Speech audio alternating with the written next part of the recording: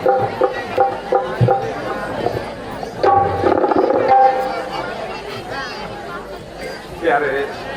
दर्शकों, जैसे कि आप सभी लोग जानते हैं कि मंचन रथ पर सवार होकर के हमने 6 दिनों की यात्रा पूरी कर दी है। आज 7वें दिवस की यात्रा गतिमान है। इस सफर में आप लोग जो हम सफर बन करके आए हैं, उसके लिए मैं आपका तहे दिल से आभारी हूँ। और आपसे थोड़ा समय चाहूँगा। बड़ी मेहनत से मैंने एक काव्य पाठ तैयार किया है।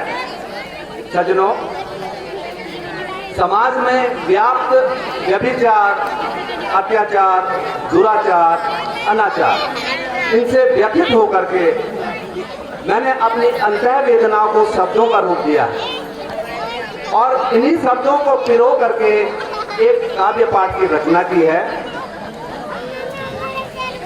अपने शब्दों की सौगात आप तक भेजूंगा अवश्य, लेकिन उससे पूर्व इस काव्य पाठ में एक प्रश्नोत्तरी भी है। मैं अपने इस काव्य पाठ में भगवान श्री कृष्ण के कुछ नाम लूंगा। आपको एक जानकारी दे दूं, पुराणों में भगवान श्री कृष्ण के 108 नाम और 108 नाम ही मर्यादा पुरुषोत्तम श्री राम के वर्णित हैं।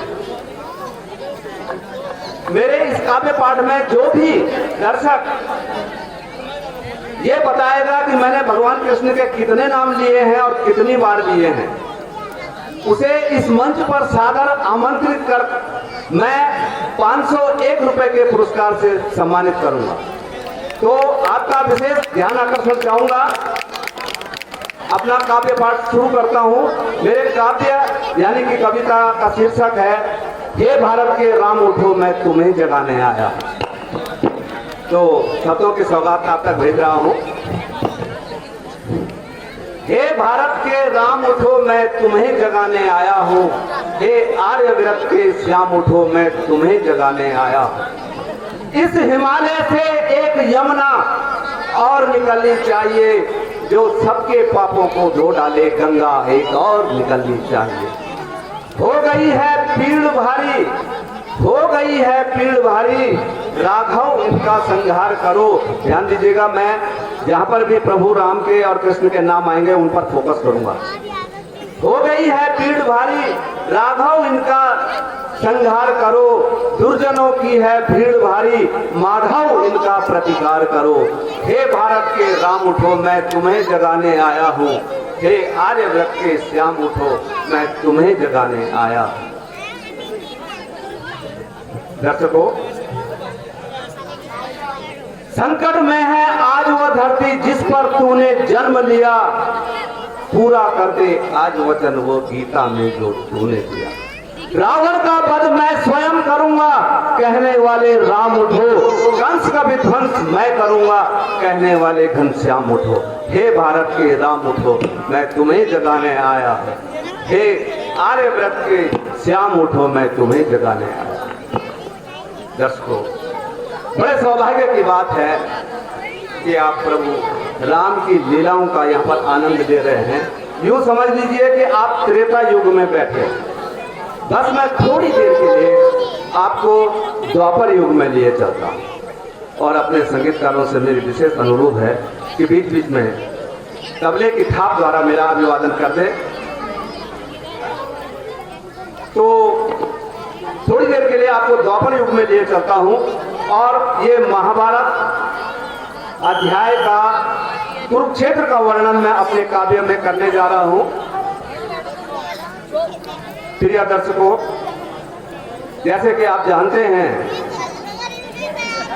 कि महाभारत जो महायुद्ध, दुनिया का सबसे बड़ा महायुद्ध, और ये महाभारत विश्व का सबसे बड़ा महाकाव्य माना जाता है, जिसमें 60 लाख श्लोकों का वर्णन है।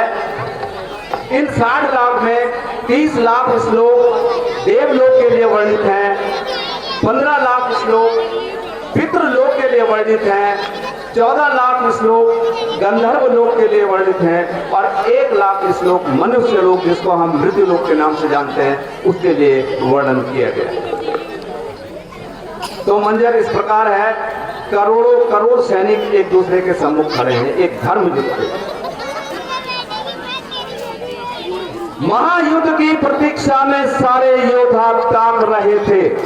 ध्यान दीजिएगा, आपका ध्यान आकर्षण चाहूंगा। महायुद्ध की प्रतीक्षा में सारे योद्धा ताक रहे थे और मुरली मनोहर इस युद्ध में अर्जुन का रथ हाँक रहे थे। रणभूमि का यह नजारा देखने में कुछ खास लगा। गोविंद ने अर्जुन को देखा, अर्जुन उन्हें उदास लगा। अर्जुन ने कहा, हे वासुदेव, हे जनार्दन, यह मैं क्या देख रहा हूं? यहाँ तो मेरे सभी सगे संबंधी हैं। पितामह भीष्म, जिनकी गोद में मैं बड़ा हुआ, जिनकी गोद में मैंने बोलना सीखा, मैं उनसे युद्ध करूंगा। गुरु द्रोण, जिन्होंने मुझे अस्त्र और शस्त्रों की शिक्षा दी, मैं उनसे युद्ध करूंगा। कुलगुरु कृपाचार्य, जिनके सानिध्य में मैंने ज्ञान प्राप्त किया, मैं उनसे युद्ध करूंगा। नहीं नहीं नहीं वासुदेव, ये रथ वापस मोड़ दीजिए, मैं युद्ध नहीं कर सकता। और सज्जनों, कुरुक्षेत्र के इसी मैदान से गीता के ज्ञान की धारा का उद्गम होता है। यदा यदा ही धर्मस्य ग्लानिर्भवति भारत अभ्युत्थानम धर्मस्य तदात्मनं च सृजाम्यहं परित्राणाय साधूनां विनाशाय च दुष्कृता धर्म संस्थापनार्थाय संभवामि युगे। इसी श्लोक में इस संपूर्ण महाभारत का सार छिपा हुआ है।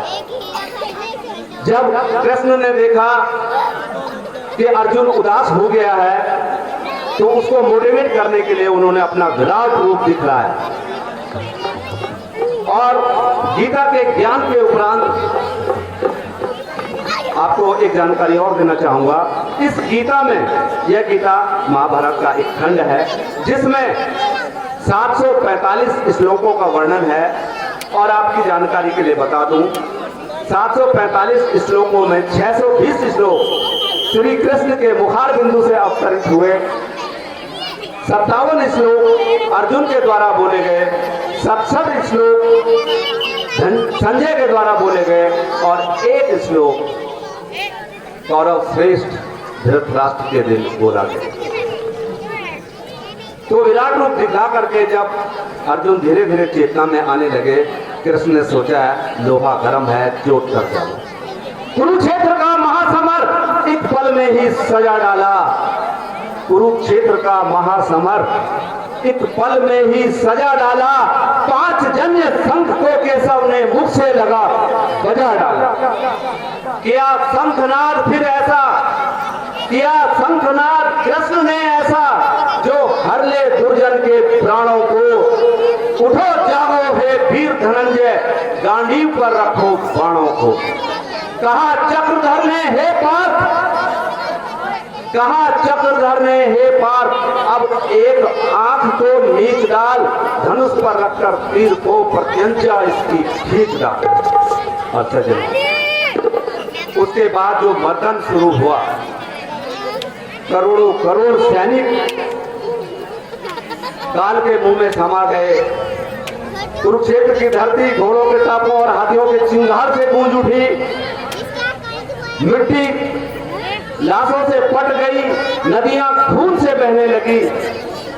सिर्फ एक आदमी की महत्वाकांक्षा के लिए 40 करोड़ सैनिक बलिदान हो गए। लेकिन कहते हैं धर्म की रक्षा के लिए जो प्राण देता है वो व्यर्थ नहीं जाता। देहदान योद्धा ही करते हैं और न कोई दूजा जाता है। देहदान योद्धा ही करते हैं और न कोई दूजा जाता है। रणभूमि में वीर मरे तो सब भी पूजा जाता है। आपने देखा होगा हमारे सैनिक भाई जब शहीद होते हैं तो उनको पूरे राष्ट्र सम्मान के साथ जो है उनकी विदाई की जाती है। इसलिए मैं अंत में अपनी कुछ पंक्तियां आपको समर्पित करना चाहूंगा। हे भारत के राम उठो मैं तुम्हें जगाने आया हूँ, हे आर्यव्रत के श्याम उठो मैं तुम्हें जगाने आया हूँ। आज समाज में हर समुदाय में अपने धर्म को सर्वश्रेष्ठ बताने की कोशिश की गई है, लेकिन मेरा कहना है 100 धर्मों में एक धर्म 100 धर्मों में एक धर्म मानवता में प्रेम बढ़े, ये भारत देश महान बने और भारत का अभिमान बढ़े। इसलिए घर घर जाकर अलख प्रेम की मैं जलाने आया हूँ। हे देवकी नंदन, हे रघुनंदन, मैं तुम्हें जगाने आया हूँ। हे भारत के राम उठो, मैं तुम्हें जगाने आया हूँ। हे आर्यव्रत के श्याम उठो, मैं तुम्हें जगाने आया हूँ। आप लोगों ने एक बार संत ध्वनि के साथ आपकी करतल ध्वनि भी चाहूंगा। मैंने आपका समय दिया, आपका साधुवाद, आपने मुझे सुना, आपका